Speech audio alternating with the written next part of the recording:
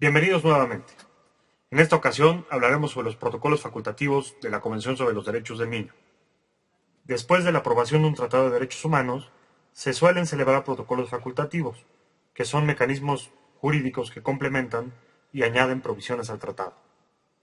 Un protocolo facultativo puede versar sobre un tema relacionado con el tratado original y se utiliza para profundizar sobre cuestiones que el primer tratado ya abordaba, abordar una preocupación nueva o añadir un procedimiento para la aplicación y puesta en marcha del tratado.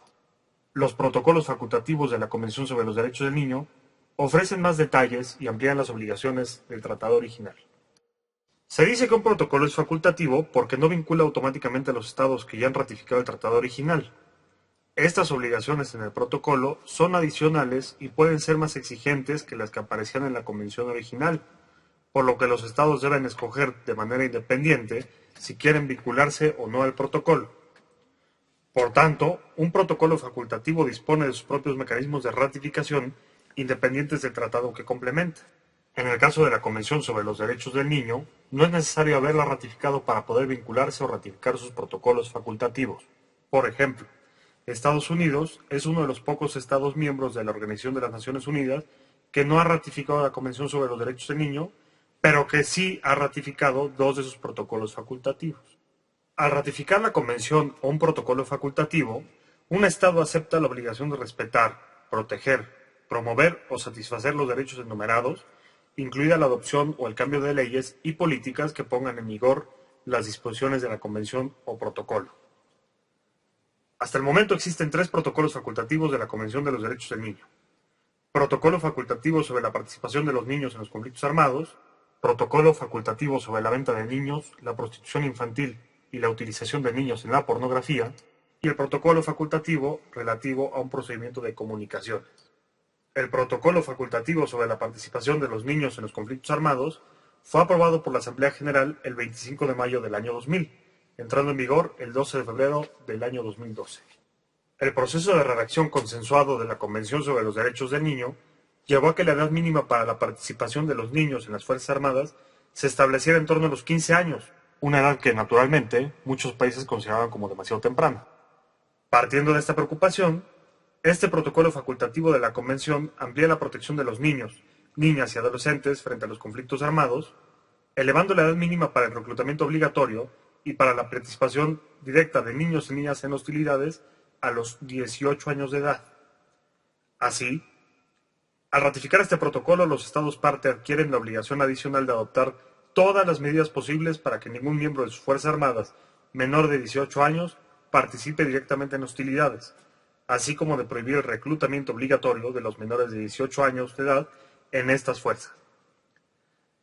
Asimismo, los Estados adquieren la obligación de proteger a los niños y niñas menores de 18 años de la utilización o reclutamiento por parte de grupos armados distintos de las Fuerzas Armadas de un Estado, para lo cual deben adoptar las medidas legales o de cualquier otra índole necesarias para prohibir y castigar estas prácticas. Finalmente, el protocolo también establece que los estados que permitan que sus Fuerzas Armadas recluten a personas menores de 18 años tendrán la obligación de elevar la edad mínima para ello por encima de los 15 años, así como de establecer medidas de salvaguardia que les reconozcan una protección especial y garanticen como mínimo que el reclutamiento es auténticamente voluntario, que se realiza con el consentimiento de los padres o de quien tenga la custodia legal,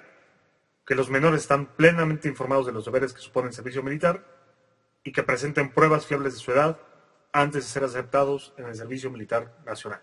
El segundo protocolo facultativo sobre el que hablaremos es sobre la venta de niños, la prostitución infantil y la utilización de niños en la pornografía, el cual fue aprobado por la Asamblea General de Naciones Unidas el 25 de mayo de 2000 y entró en vigor el 18 de enero del 2002. El protocolo facultativo sobre la venta de niños, la prostitución infantil y la utilización de niños en la pornografía fue concebido para fortalecer la protección de los niños y niñas contra estas formas de explotación y abuso. Su principal objetivo es erradicar la venta de niños, la prostitución infantil y la utilización de niños en la pornografía, mediante la adopción de un enfoque global que permite hacer frente a todos los factores que contribuyen a ello. En principio, el protocolo establece que los Estados partes adquirirán la obligación de prohibir la venta de niños, la prostitución infantil y la pornografía infantil y, en consecuencia, perseguir y sancionar la comisión de dichas conductas. El protocolo introduce una descripción de estas conductas con la finalidad de orientar a los Estados parte y establecer un concepto común. Este protocolo también señala que los Estados parte adoptarán las medidas adecuadas para proteger en todas las fases del proceso penal los derechos e intereses de los niños víctimas de las prácticas prohibidas por el protocolo. En este sentido, este protocolo es de particular relevancia para todo juzgador y juzgadora y para el presente curso. El protocolo establece que los Estados parte deben reconocer la vulnerabilidad de los niños y niñas víctima y adoptar los procedimientos necesarios, de tal forma que se reconozcan sus necesidades especiales, incluyendo las relativas a cómo declarar como testigos.